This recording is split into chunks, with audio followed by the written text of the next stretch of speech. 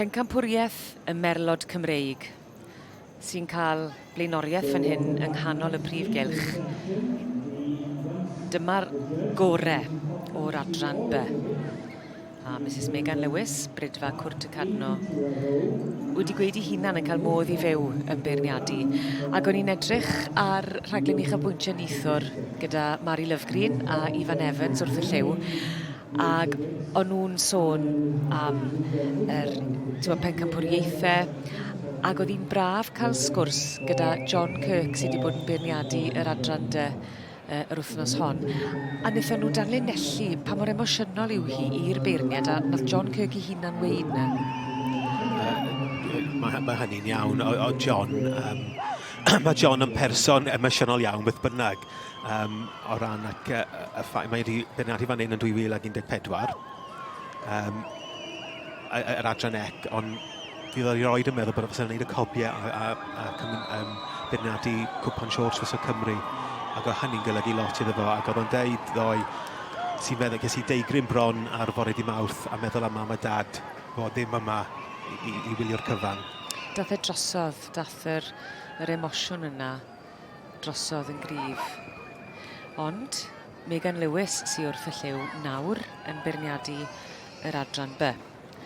A Bencampwriaeth y Merlod Cymreig. Dyna hi ar y chwith yn y pinc ac yn cael sgwrs fech gyda'r rheini sydd wedi bod fel craig wrth ei hochr hi, y stiwardiad. Ni'n sôn yn aml am y gwaith clodwyw mae'r stiwardiad yn neud drwy gydol yr wythnos ym mhob un o'r adrannau. Hebddyn nhw bys y pethau ddim yn rhedeg mor llyfn, a mae hynod o llyfn. Wel, mae Edna Jones wedi bod wrth ei ochri trwy'r cystadlu oll ac fel chi'n dweud, mae gwaith nhw mor bwysig i gadw pethau i fynd a wneud yn siŵr bod y beirniad a popeth maen nhw angen a bod y classes a'r cystadleuwyr yn behafio hefyd weithiau.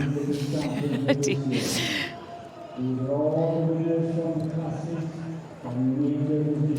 I ni wedi clywed bob dydd yr wythnos hon am emosiwn a balchder sydd yn perthyn i feirniadu yn y sioe.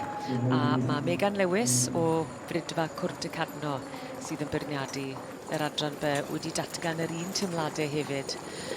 Ac ar hyn o bryd mae Megan yn edrych ar y Merlod Cymreig, yr adran B. Hitha ar y chwith, nawr ar y dde. Yn y siaced binc ac yn edrych ar, na chi, y goreion fan hyn. Ta pwy fydd yn ennill y Bencampwriaeth yma? Nhw fydd yn swyddogol y gorau o'r adran B sy'n cael ei cynrychioli yma yr wythnos hon. Ac o'n blaen ni fan hyn? Mae'r gaseg cymerodd Gil Bencampwriaeth yn Bynywaidd, dan berchnogaeth Fiona Ledbitter, Thornbury Aperitif. Allan o'r march Gigman, Bucks Fizz a'r gaseg Thornbury arbennig. Dyma ni Kerry Lapping yn dangos Thistledown Madison. Wrth gwrs, fyswn ni gŵr Kerry yn bencampwr yn gynharach yn yr rhanfryd Cymreig. Yr elfen deuluol yn parhau fel ni'n gweld yn gryf yn ystod yr wythnos. A wy'n gwybod mai Megan sydd ar penderfyniad terfynol. A gweld nawr. Simon Charlesworth, mae'r march mae'n camu mlaen, mae gen fo, mae'n gallu ymestyn allan, cyfrod tir. Eniarth Dering Dw. Felly dyna un fach ar ôl fi'n credu fynd os. Na, pob un wedi mynd erbyn hyn. Pob un wedi mynd bellach. Gwrs, pan mi oedd Bencampwr Bynywaidd Earth Atlanta yw'r Palomino allan yn gyntaf.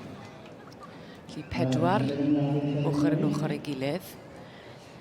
Fi'n gwybod mai gan Megan mae'r penderfyniad terfynol. Ond ti, David, yn gwybod, wi yn reit o ffobod beth mae rhywun arall yn meddwl. Dwi'n eitha ffansi ar march. Yr un gyda Simon Charlesworth, yr un glas, oedd yn bencampwr Gyrywaidd. Ond mae'r Palomino gyda Joe Parry Earth Atlanta, mae mor typical mewn ffordd o be mae Joe ac Jessie a Maggie yna yn Clegyd Fawr. Yn naill llun yn gwbl heiddiannol.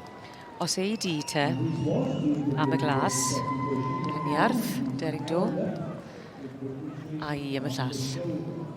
Atlanta, y blond. Ie. Palomino.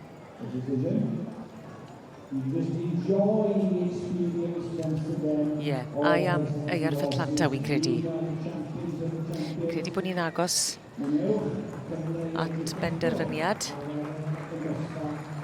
Dewch ni gael gweld i le eif y Bencampwriaeth. Mae derbyn hon yn derbyn clod o radd flaena. Tithe David Oliver yn parhau i ddangos pam wyt ti me. Wel, chwarae teg, ta. Os ydych chi'n gwybod, ydych chi'n gwybod. Ie, mae o'n, i fod yn deg, mae'r march mae wedi cael ei troi allan yn hynod o dda. Mae o'n pictiwr asgwrn ffrynt yn Gymreigedd, wedi symud yna hefyd. A felly mae yna dwbl wedi cael ei wneud dros y deuddeg diwetha. Heniarth yn bencampwyr yn yr adran A, ac wrth gwrs march maen nhw wedi magu yn bencampwyr yn yr adran B heddiw. Felly, llongyfeiriad mawr i Richard Ameirion. A mae hwnna yn newyddion gwych i'r frydfa. Fel ni wastad yn gweud, yn ffenest siop yr wythnos hon. A bod chi'n gallu cyrraedd y brig sawl gwaith. Wel, mae hwnna yn rhywbeth uchel iawn i barch.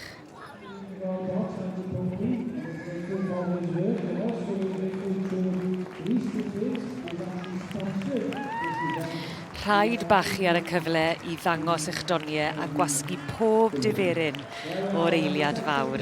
Dyma ni Heniarth Daring Do, llongyfarchiadau mawr iawn i Simon Charlesworth yn sicrhau mai Heniarth Daring Do sydd yn llawn heiddi Bencampwriaeth y Merlod Cymreig. A'r wobr gynta yn mynd nôl at Matt a Cecilia Olsen.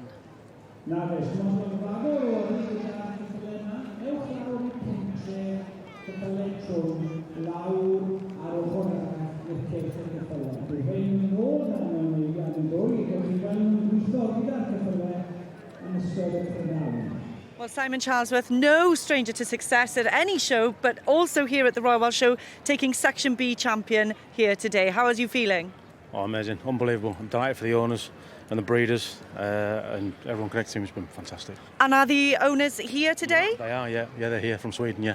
I thought they were from Sweden. I wasn't sure if they'd been raided over. So what are the plans for this horse next? Anybody who knows about Section Bs has heard this horse's name a few times over this year. He's been very successful. What are the next plans for him? I'm not sure, to be honest. At the minute, this season, whether we finish at the top and at the Royal Welsh and leave it at that, or we do one more, I don't know. That's up to them. You've got the Price Family Final to come up and the Supreme Horse. So many, many congratulations for what you've done so far. Good luck for later on. Thank you very much. Diolch yn fawr. Thanks, Simon.